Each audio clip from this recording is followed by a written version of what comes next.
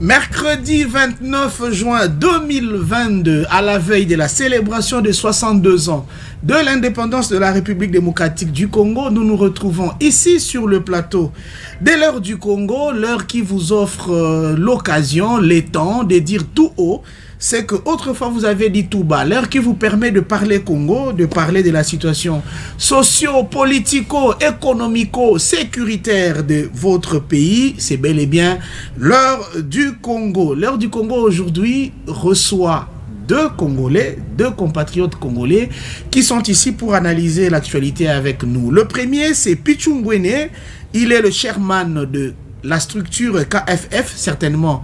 Il parlera de ça, il est analyste des politiques publiques. Le second, c'est Marley Vouvou, activiste du mouvement citoyen Jeunesse en Action. Ce n'est vraiment pas un débat. Ce n'est vraiment pas un débat aux couleurs congolaises que nous avons l'habitude de suivre. C'est plutôt des réflexions à haute voix. Deux Congolais qui vont réfléchir sur la situation de leur pays et qui vont proposer des solutions idoines pour que le Congo puisse changer et emprunter la voie du meilleur et du mieux.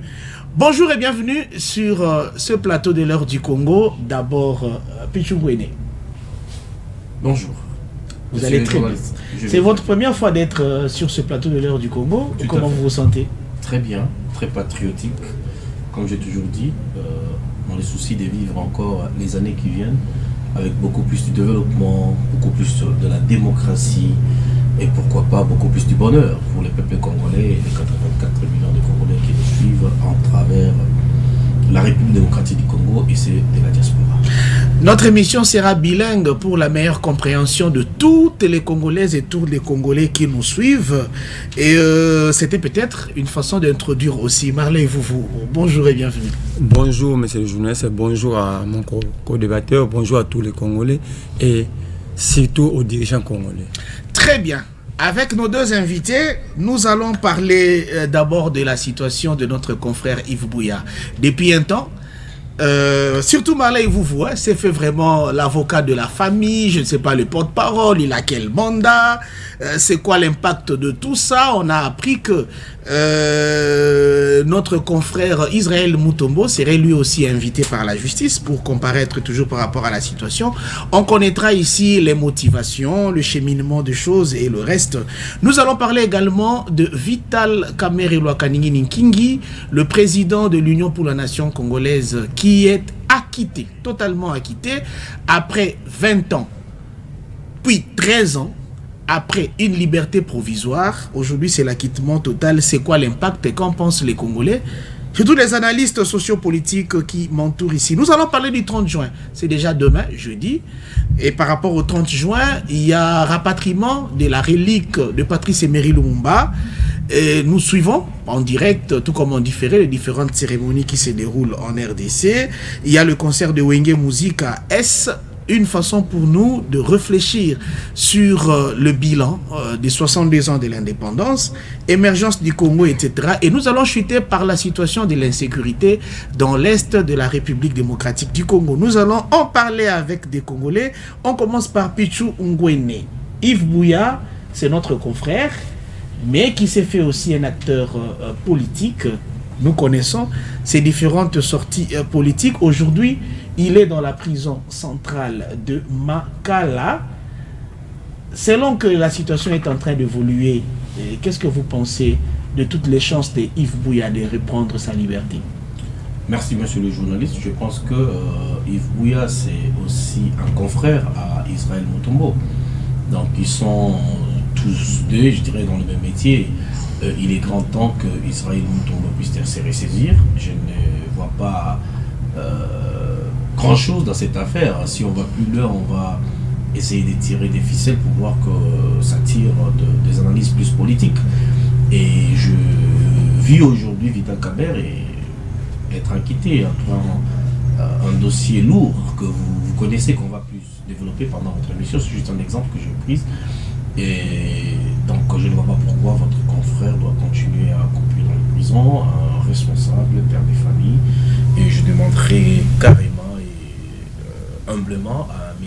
Israël Mutombo de pouvoir retirer sa plainte et laisser les Congolais s'exprimer librement et d'évoluer, de faire leur métier. Donc je parlais plus de ça, dans cet aspect des choses, parce que je ne connais pas en profondeur les tenants et les aboutissants, mais en voyant superficiellement ce qui s'est dit à travers les amis co-débatteurs, les analystes avec qui j'ai eu à échanger sur des plateaux, j'ai compris qu'il y a un problème entre deux individus, deux citoyens congolais, je dirais, Israël Mutombo et Yves Buya, deux confrères congolais. Donc voilà, et je peux encore ajouter qu'il n'y a pas une bonne médiation. Il y a d'une part l'hypocrisie des médiacrates congolais, des gens qui entourent les médias. Pourquoi certaines personnes sont silenciées, ils ne s'expriment pas, parce que j'ai vu l'autre fois à Kabulo, pour juste une petite intervention sur la télé, il a été suspendu à la RTNC. Et pourquoi pas, en fait, en ce qui concerne notre frère, les confrères des autres Congolais dans le média, qui continuent à être essuyés, à être, je dirais, encore jugés d'une manière impartiale. Si j'ai dit impartiale, parce que il y a un procès politique accusé par un confrère du média, et vous-même, vous avez quand même le courage aujourd'hui de parler de ça. Et ce qu'ils doivent se rappeler, c'est que dans 2 jours, ça sera le 62e anniversaire de notre pays à l'indépendance. Je ne pense pas qu'un Congolais de son rang pourra encore continuer à courir dans la prison de Makala pour quelque chose si simple qu'on pourra encore le faire plus que celui de Vital Kamerhe. Merci. Très bien. Nous comprenons votre façon de compatir avec Yves Buya par rapport à la situation qui s'est présentée sur lui. Nous tous, la corporation des journalistes congolais, nous faisons la même chose. Ceux qui ne le font pas, ils ont bel et bien leur motivation, mais les raisons ou les motivations de leur motivation pourraient nous être expliquées par Marley, vous qui vous êtes fait tout à fait vraiment l'avocat de la famille. Aujourd'hui, si à travers les médias, on ne sait pas oublier la situation de Yves Buya, c'est parce que Marley vous monte toujours au créneau. Non, ce n'est pas parce que Marley vous monte toujours au créneau, mais simplement parce qu'il y a eu injustice. Première injustice, de quel droit un OPJ du parquet, donc un inspecteur du parquet, peut décerner le mandat de recherche? Je me pose la question, quand est-ce qu'on peut décerner un mandat de recherche? On ne délivre pas un mandat de recherche comme ça. Il faut qu'il y ait un fugitif pour qu'il y ait un mandat de recherche. Est-ce qu'Yves Buya a été fugitif? Sa maison était connue, sa résidence connue, son lien de travail, tout ça, ses enfants connus. Ça, c'est un de deux. Mon frère Pichungo parle des confrères. Non. L'autre n'est pas journaliste. Ça, c'est une vérité. Ça, moi, je ne cesserai jamais de le dire. Cette responsabilité, vous oui, je m'assume. Non, je m'assume. Je m'assume parce que la vérité, voilà. Je ne permettrai jamais aux Congolais d'enterrer la vérité. À force de beaucoup enterrer de vérité, et voilà là où nous sommes aujourd'hui. Il faut remettre les choses à leur place. Ce monsieur-là n'est pas journaliste. Il est infirmier laboratoire. Il a travaillé à l'Omeko. L'hôpital Omeko, c'est à Matiti. Moi, je veux que quelqu'un me dise le contraire. Ça, c'est un de deux. Le problème ici, c'est un problème de jalousie. Qui lui avait demandé d'aller dire à un ministre que tu ne peux pas voyager avec Yves Buya? Et Maman Sylvie Bongo, votre consoeur, grande sœur. Maman Sylvie Bongo ne veut pas parler tant que grande sœur, tant qu'une maman. Mais je m'aurais demandé à la presse aujourd'hui d'aller interroger Maman Sylvie Bongo sur cette affaire. Je demande à la presse en général, sans hypocrisie, d'aller interroger Maman Sylvie Bongo. Il y a hypocrisie. Moi, je ne peux pas comprendre que je sois avec Pichugwane, on partage un verre, pardon, on est tout le temps avec lui, et qu'un jour, un ministre pense qu'il peut travailler avec Pichugwane. Moi, je vais aller voir le ministre pour dire non, il ne faut pas travailler avec lui. Et je dis ceci. Moi, les avocats ont leur corporation aussi. L'Ordre national des avocats. Effectivement. Un avocat ne peut pas amener un autre avocat devant le parquet sans passer par l'Ordre national des avocats. Vous allez voir tous les avocats être contre celui qui avait amené son confrère au parquet. Ici, les journalistes, ils ont leur tribunal de paix. Pourquoi Chadar n'avait pas amené ces messieurs-là devant les cours des tribunaux? Où en sommes-nous avec dans les dossiers carte visa? Mais Chadar avait préféré de respecter la corporation et le métier des journalistes. Et Chadar, il contraire de tous les mots. Il est allé saisir le tribunal de paix de l'UNPC. Ça, c'est un. Mike Moukeba qui n'est plus journaliste. Il y a eu, à un moment, il y a eu des tiraillements entre Moukeba et Yves Bouya. Moukeba, il n'avait pas saisi le parquet, mais il avait saisi le tribunal de paix. Pour dire que l'affaire des journalistes, hein, ça doit être réglé, hein, dans leur corporation. Mais ces messieurs se permettent d'aller saisir le parquet. Non seulement de saisir le parquet, mais pour des faits qui sont réels. Un, qui nous dit s'il n'est pas infirmier. Être infirmier, c'est un péché. C'est une infraction dans quel pays? Et il utilise tant, parce qu'il est aussi agent de renseignement, il faut le dire. Vous le confirmez? Je le confirme, mais pourtant toutes les voix racontent que c'est exactement là qui fait mal. Je le confirme parce que le vieux Gilbert Biladi aussi, DG du groupe Congo Web, a expliqué pourquoi est-ce que après l'émission avec ces types-là, Ibrahim Kabila a été enlevé. Qui était en complicité avec ces gens-là, les agents de renseignement? C'est toujours le même monsieur. Qui avait triqué Daniel Safou pour que Daniel Safou se chamaille dans le plateau avec David Moukeba, et David Moukeba avait amené la force du progrès? C'est toujours lui. C'était à l'époque, il était encore en fricative. Qui avait triqué Mike Moukeba pour l'opposer à Christian Bossemi? Ah non.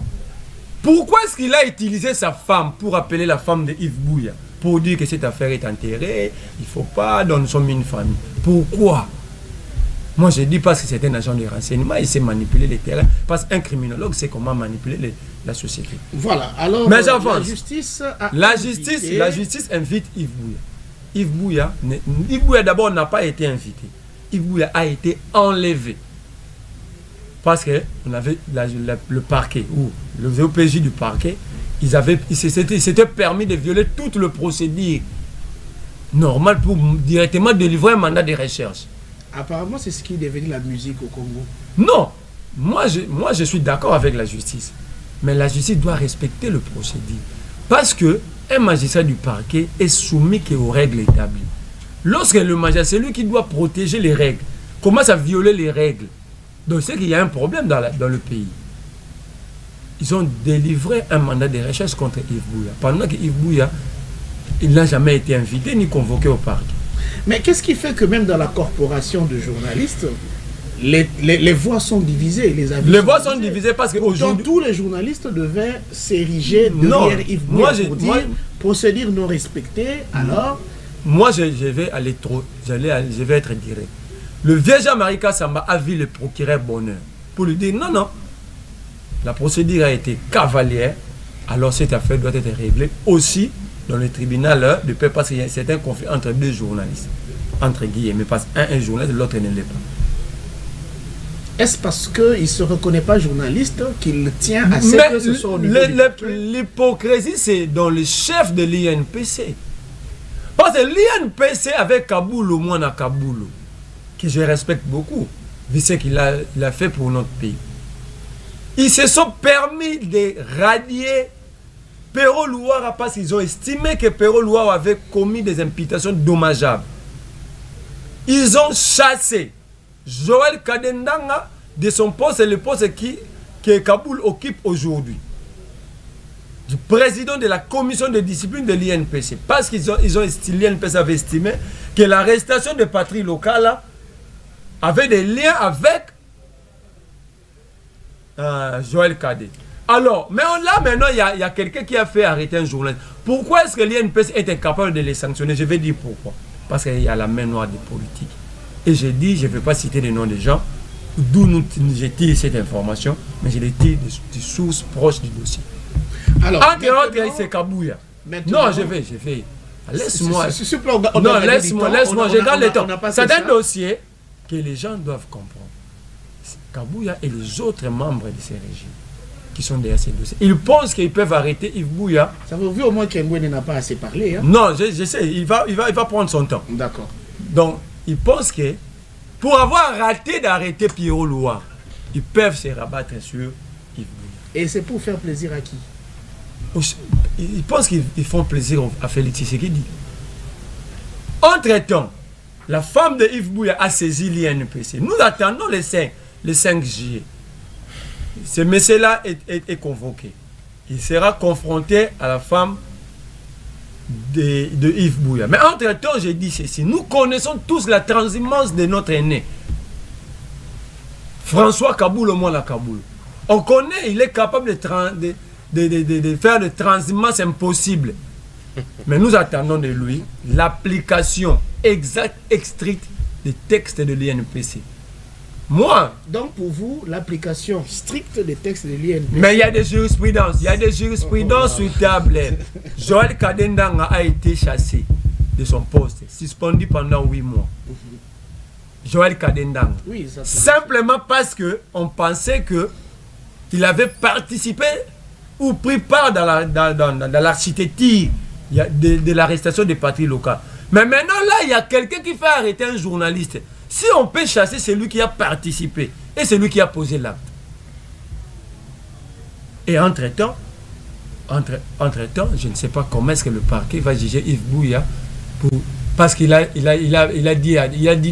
traité quelqu'un d'infirmier. Et être infirmier, c'est une infraction. Moi, je cite qu'il est infirmier, il a travaillé à l'Oméco. Que le procureur Bonheur aille à l'Oméco pour faire des enquêtes si ce monsieur n'a jamais travaillé là-bas. C'est ça. Mais pourquoi le parquet refuse de mener des enquêtes?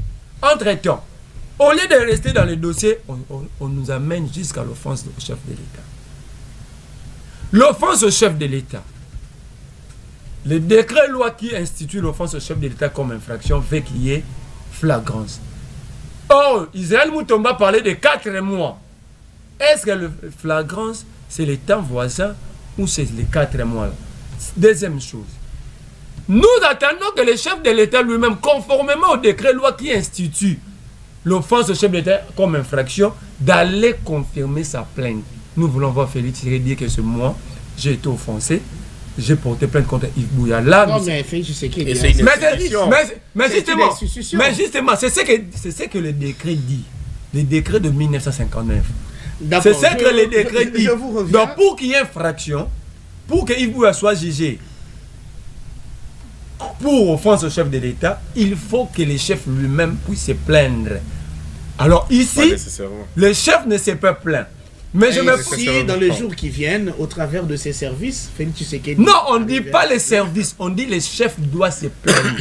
Pas nécessairement. Donc vous voulez que l'institution président de la République... Là, on ne parle pas de l'institution, on parle de l'individu qui incarne l'institution. On dit le chef doit se plaindre. Nous parlons français. D'accord. Est-ce de la même façon que Pichungwene est en train de voir les choses après analyse? Non. Je vais dire à mon frère, quand il qualifie les chefs de l'État, il dit les chefs de l'État. Ok, il faut comprendre le statut quand les chefs de l'État et les institutions peuvent aussi faire appel à la personne. Je vous donne un exemple, je passe à la télé, je dis il faut abattre le chef de l'État congolais sans pour autant citer les noms de Félix Tshisekedi. Je suis poursuivable. Il n'y a pas de plainte que le président doit aller pour déposer contre un individu. Donc quand on respecte les institutions du pays, on ne peut pas aller plus loin. J'ai toujours dit que l'outrance vers les chefs de l'État est punissable. Ça, c'est ça. Quelles que soient les tournures de des procédures pénales, des codes, je ne sais quoi, et des infractions et tout, c'est punissable. Ici, je voulais comprendre quelque chose. Parfois, on passe dans des télés pour faire des analyses. Une fois, je me suis renseigné pour passer dans Bosso, dans la politique, mais j'étais étonné de savoir qu'il y a un montant exorbitant qu'il faut payer dans ces plateaux. Donc, quelque part, cette chaîne n'appartient qu'aux ministres, je ne sais, une catégorie des personnes, parce que ces personnes-là, ils vont on n'oblige pas les gens à y passer. Chacun vend son produit. C'est mon avis, c'est mon avis. Vous pouvez observer, il n'y a pas la jeunesse là-bas. Il n'y a pas de jeunes, je dirais, qui réfléchissent calmement. C'est pour dire, j'ai conseillé aussi à mon frère Israël Moutombo, parfois aussi, de faire la part des choses, de donner aussi l'occasion faite à la jeunesse de participer dans les débats, dans des émissions, même gratuitement. Il s'est fait beaucoup de l'argent. Si aujourd'hui, mon condébatteur... même dans la caisse de notre confrère. Non, non, en tant qu'institution, je n'entre pas dans sa caisse en tant qu'individu. Ici, on dit qu'il est infirmier. C'est une première pour moi. Je vais y aller pour investiguer, pour savoir comment un infirmier apparaît dans les milieux médiatiques. Ça, je veux m'informer. Je ne sais pas trop, je ne maîtrise pas. Mais je pense qu'on doit parler autre chose. On doit parler autre chose. On ne va pas s'éterniser de parler d'Israël Mutombo. On ne doit pas continuer à parler de notre frère. Je pense que le conseil prodigué à l'endroit d'Israël Mutombo est bien arrivé à son adresse. Je te salue là où tu es, Israël Mutombo. Dans tous les cas, nous faisons le même métier. Donc, c'est un ami pour moi, Mutombo. C'est un ami, c'est un frère. On se normalement aussi, j'ai mes amis. Oui. Effectivement. Donc, en passant, 30 secondes pour adresser un mot de réconfort à Yves Bouya. Certainement par une voie ou une autre, ceci lui arrivera. Dans ce que je dirais, Yves Bouya, c'est un combattant de la liberté. C'est quelqu'un qui a beaucoup contribué dans ces pays et Tokobo s'en a été. Sois fort, c'est juste un temps. En prison d'ailleurs, ils ont mis place où ils ont réconforté Bababundela Mboka.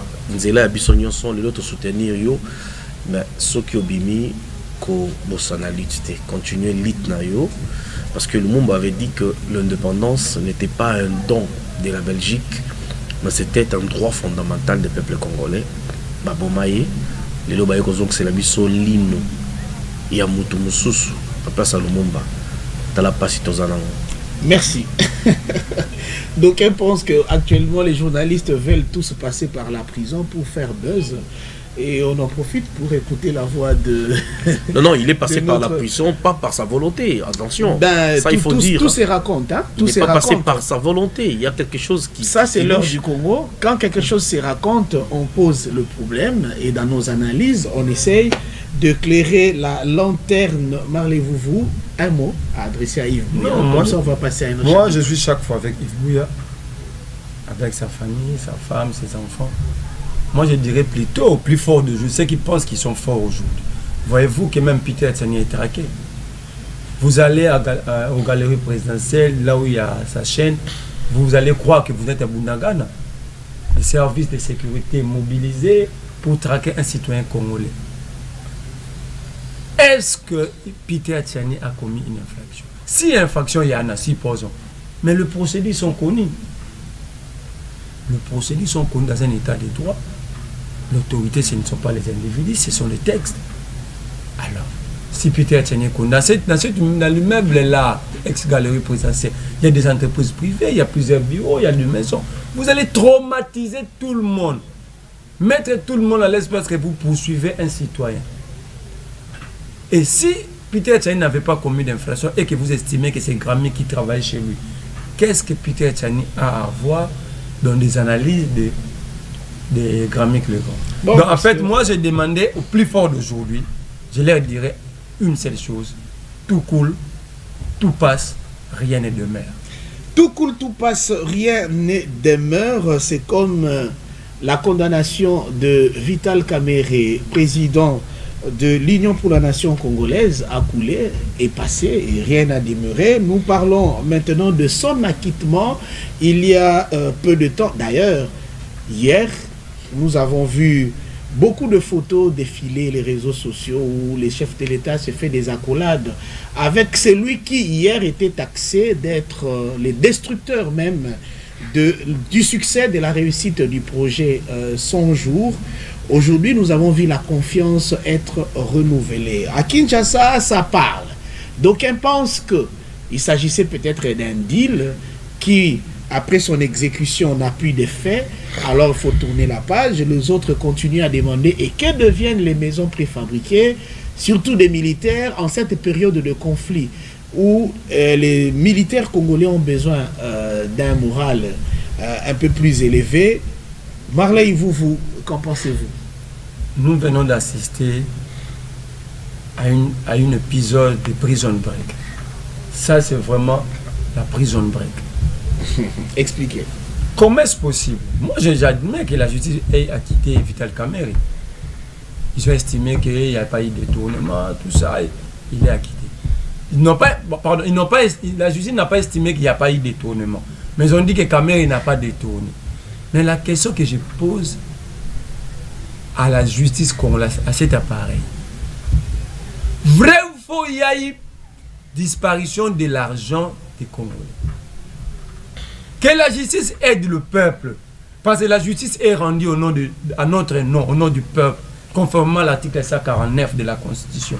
Que la justice nous dise qui a pris notre argent. C'est ni Vital Kamerhe, c'est ni Félix Tshisekedi, c'est ni Fulgence Baramos, c'est ni Benjamin Wenga de l'OVD, c'est ni Magouiza de la Sokok, c'est personne. Alors, l'argent a pris les pieds, l'argent a quitté la banque centrale, l'argent est allé se faire jeter dans ça, c'est quand même grave. Et puis quand je vois Vital Kamerhe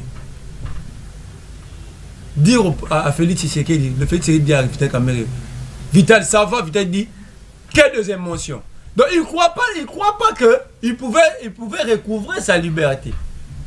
Non, il est surpris. Il est surpris. Donc même lui-même est étonné d'être en liberté. Donc c'est qu'il y a un problème. Vital Kamerhe, ce n'est pas la première fois de Vital Kamerhe de voir Félix Tshisekedi. Que Vital nous dise. Surtout qu'il a été son directeur de cabinet. Qu'il nous dise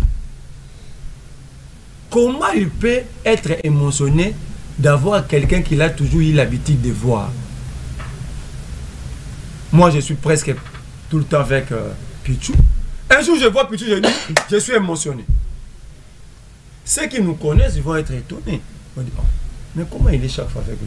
Ils vont peut-être commencer à chercher à voir qu'est-ce que Pichou a de nouveau pour que je sois étonné. Peut-être il est étonné de voir la teinture du président ou la veste ou quoi.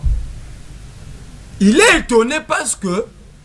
Mais n'oublie pas que le chef de l'État avait déjà déclaré il y a peu que Vital Kamerhe serait sérieux, c'est un homme honnête. Bon, moi j'aime pas trop. Et que lui-même ne comprenait pas le pourquoi. Moi j'aime pas trop entrer dans les discours de Félix Tshisekedi.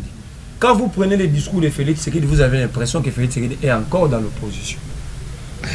Mais c'est le chef de l'État. Mais justement, je dis pas qu'il n'est pas le chef de l'État. C'est pour dire que toute sa déclaration a de l'impact direct sur la vie de la République. Quand vous prenez les déclarations de Félix Tshisekedi, si tu n'es pas congolais ou tu ne connais pas le Congo, tu dirais qu'il y a un opposant au Congo qui s'appelle Félix Tshisekedi. Parce qu'un président... C'est quand même fort ça, Marley. Un président qui dénigre le travail de la justice. Comment est-ce que la justice pouvait arrêter un homme intègre et sérieux? Comment? S'il n'y a pas de deal politique. Ça c'est de deux. Vous parlez d'un deal politique. Oui. Mais c'est clair.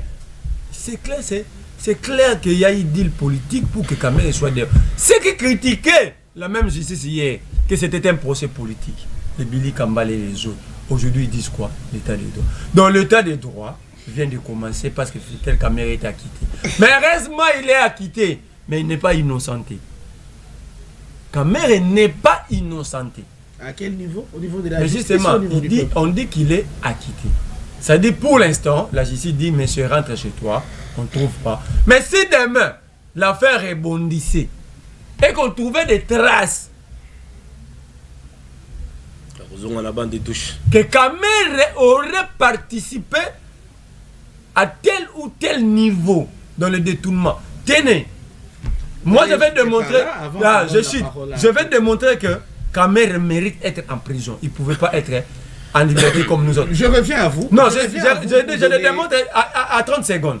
Allez-y, rapidement. Pendant le procès Kamerhe, j'ai vu les gens défiler, les autorités défiler. Le passage d'une seule autorité avait retenu mon attention. Le DG de la DGCMP, Direction Générale de Contrôle de Marché Public, il dit, il a été saisi pour donner l'avis de non-objection au mois d'août. Pendant que la Banque centrale nous dit, le gouvernement dit, l'argent a été décaissé au mois de mars. Jamal lui-même dit, il a signé contrat avec l'État congolais au mois de juillet. Donc celui qui devait donner avis pour qu'il y ait marché a été saisi au dernier.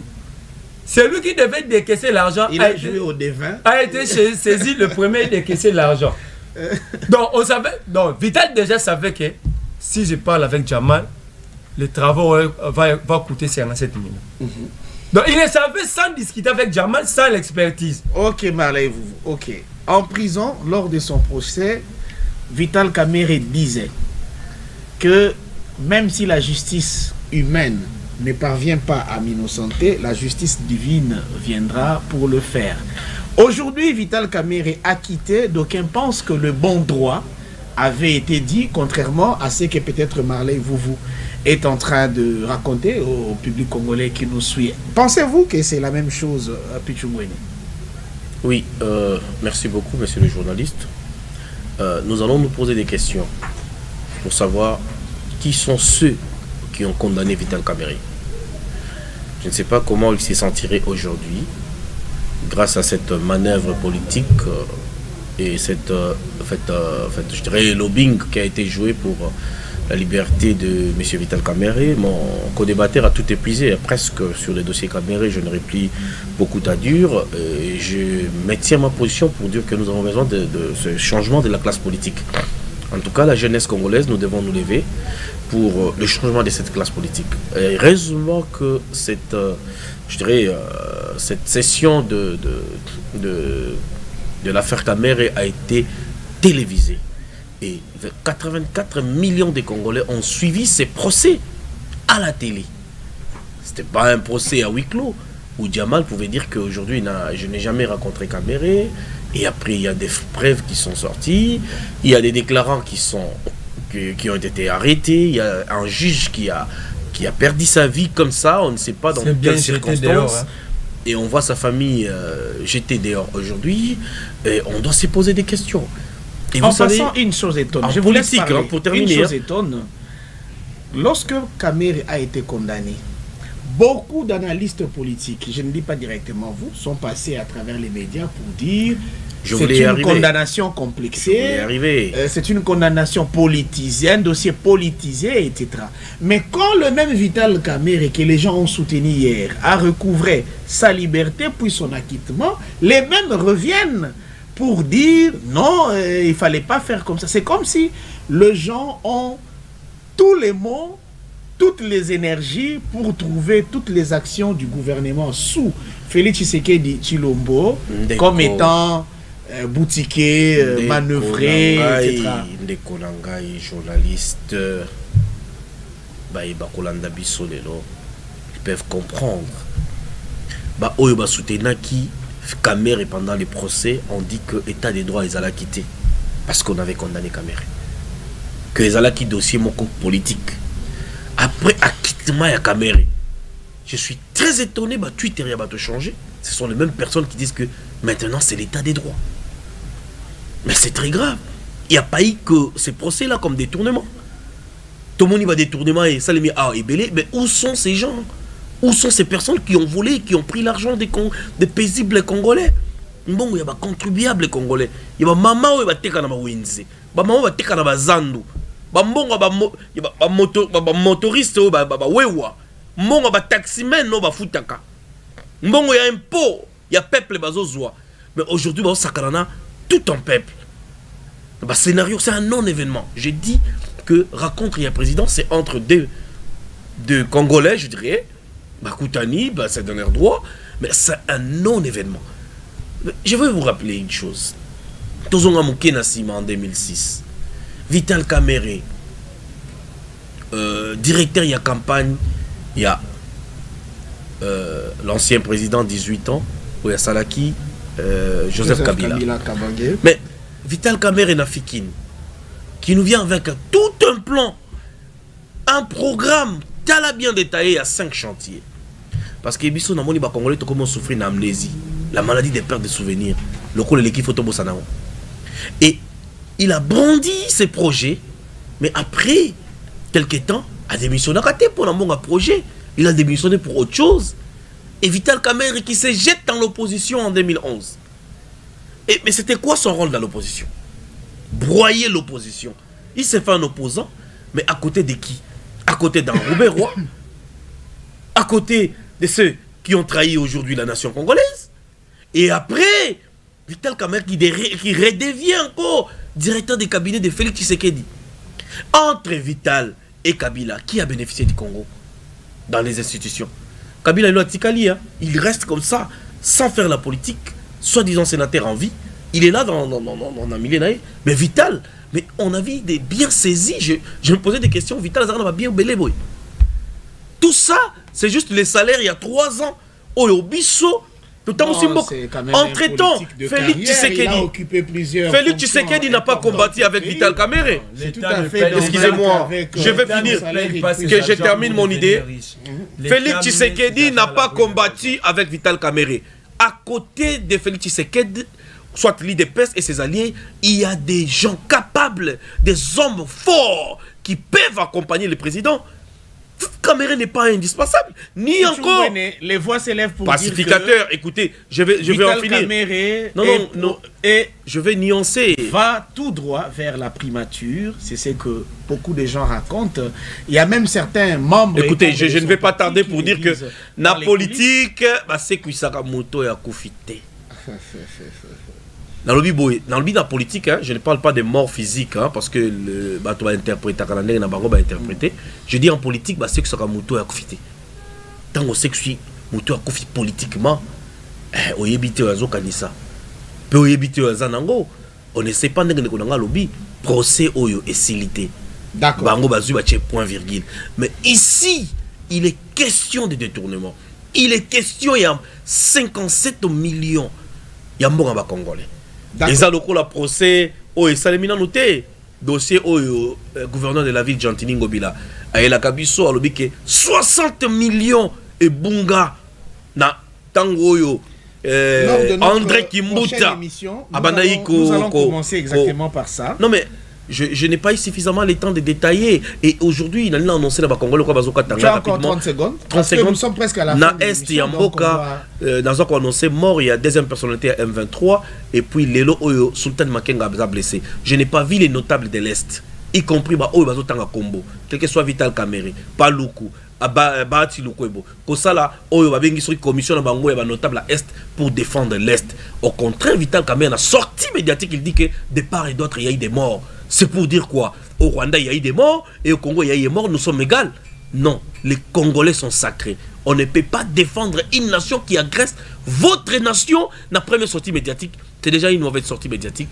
J'ai dit, je vous remercie, à la prochaine fois, on aura plus le temps de décortiquer certaines choses. J'ai salué la diaspora, j'ai salué tous ceux qui me suivent. Fini. Sans oublier. C'est pas fini. Ah ben, je pensais que l'émission... Il n'y a plus assez de temps, mais nous allons exploiter un dernier point. Il y en avait 4. L'autre, nous allons y revenir lors de la prochaine invitation. Toujours de vous deux pour cette analyse. Parlons 30 juin.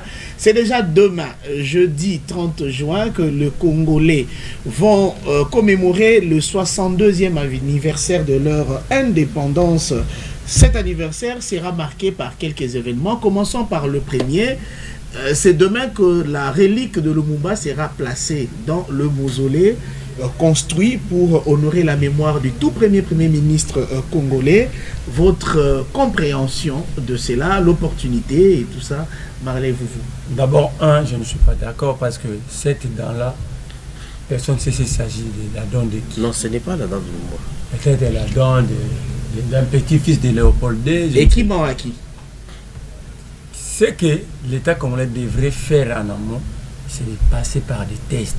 Savoir si réellement cette dent porte les ADN de Lumumba.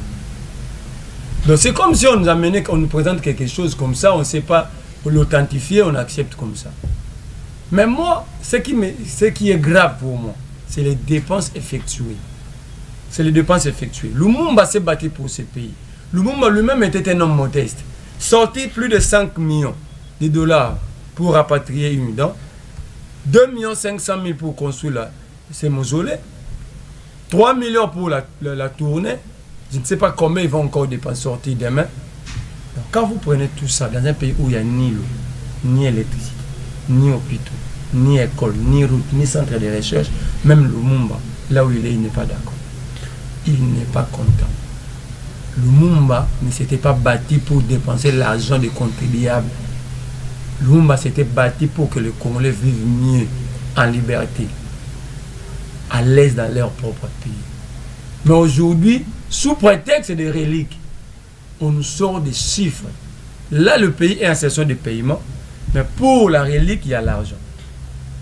Les NID a beaucoup... Mais tu ne penses pas que la grandeur, la valeur de Lumumba, que le monde entier a reconnu pourtant, non, la grandeur de Lumumba... Il bénéficie des obstacles. La grandeur de Lumumba, ce n'est pas l'enterrement. Ça, c'est d'ailleurs insulter Lumumba. La grandeur de Lumumba, c'est la façon dont nous allons faire pour pérenniser son combat, sa vision. Qu'est-ce que Lumumba voulait? Est-ce qu'aujourd'hui, nous pouvons être fiers de dire que nous avons accompli ce dont pourquoi Lumumba avait donné sa vie? Nous pouvons le dire. En regardant le Congo, la manière dont le pays est géré, nous pouvons vraiment être fiers de dire que nous sommes en train de célébrer la mort de Lumumba. Pichou-Mwene, Lumumba sera enterré officiellement hier sous la terre de ses ancêtres dans un mausolée construit moyennant plus de 2 millions de dollars. Qu'en pensez-vous? Ouais, en tout cas, ils ont Sony Mingi. On a préféré dans le baron de la Lingala. Ils ont dit Sony Makasi pour Namboka Nangai et ils ont dit non-respect à un héros. Lumumba a Koufa mon côté, a Koufa Nampolo, Naokito. Et dans le passage, il y a un petit-fils du criminel, le roi belge, Joaya Kilelo, où ils ont hérité royaume moko sanguinaire parce que nos parents et nos grands-parents bazala qui malmenés, tués, parfois bakata ki bango maboko parce que fallait pas qu'il s'en nombre moko il fallait qu'on satisfaire na gouvernement colonial à l'époque avec le roi belge.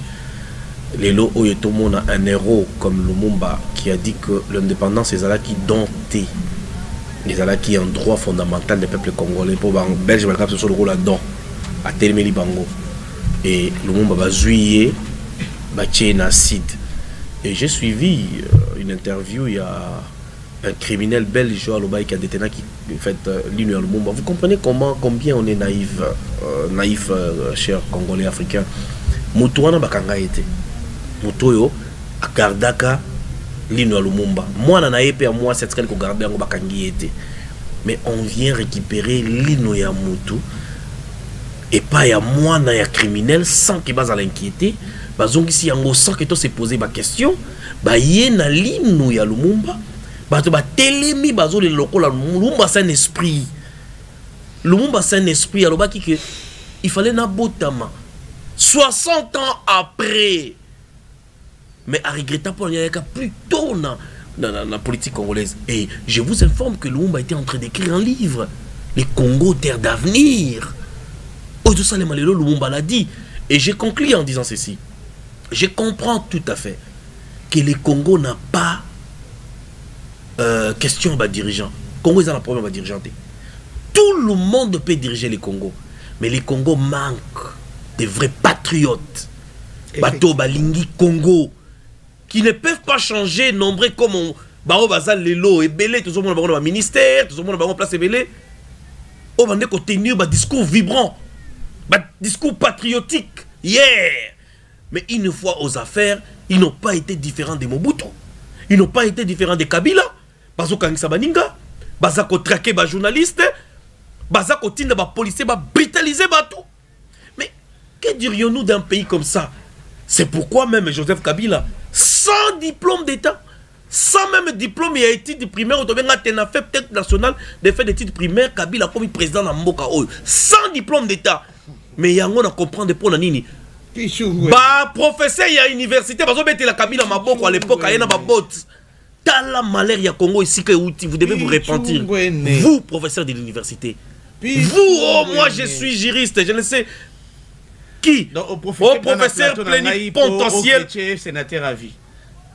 Non mais il est venu comme ça. Demain nous allons enterrer officiellement Lumumba. Entre-temps, la musique qui va se jouer est celle de Wenge, notre génération, au stade des martyrs, au Rokende. On va finir par là. Non, j'aime bien la musique de chez nous, c'est la culture, mais je ne choisis pas cette date pour danser. Je suis clair. Je ne choisis pas cette date pour danser et pour se réjouir. Date Oyo, ils ont commémoré Bisso Makambo et Belé à Mbokalabiso. Bon souffrir d'amnésie, allez-y faire des recherches. Ba oyo ba sengaki indépendance ya Congo ba boma bango. Imagine toi que ba zwa yo ba chayo na kati acide. Merci Ngwene. Merci, on comprend. Je suis vraiment très révolté. On comprend l'émotion. Merci beaucoup. Donc, ce n'est pas l'émotion, franchement. C'est vraiment les sentiments patriotiques qui me... L'émission est finie. Marley, les Wenge va jouer pour soutenir les FRDC. On sera ensemble, je pense. Je n'irai pas, parce que c'est ça tombe bien. Un jeudi 30 juin 1960, un jeudi 30 juin 2022. Ah, ok. Ça m'avait même déjà échappé. Donc, pour moi, c'est rien que par cette coïncidence, c'est une journée de réflexion. On devait réfléchir, qu'est-ce que nous avons fait, qu'est-ce que nous n'avons pas fait. Ce qui a été fait, ce qui n'a pas été fait, ça n'a pas été fait pourquoi. Merci. Et réparti sur de bonnes bases. Bien, vous nous suivrez sur Le Peuple d'abord télévision, sur TNT. Vous nous suivrez également sur Kinprox TV, sur YouTube. Nous disons comme ça, merci au DG Perle Kabinga, merci à Fiskazadi, merci à toute l'équipe technique qui nous a accompagnés pour réaliser cette émission. Merci à vous qui êtes le motivateur. Je cite Julie Moulaka, le président Djouma Bin Kiboya, Maître Richard Kabatela, bonne guérison à vous, et enfin mon assistant Marquis Chibangu.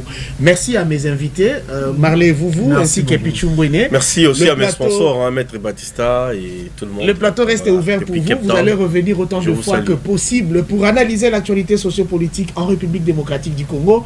Mesdames, messieurs, c'était pour vous l'heure du Congo. Ça prend fin ici. Nous nous revoyons à la prochaine édition. Sentiment d'État.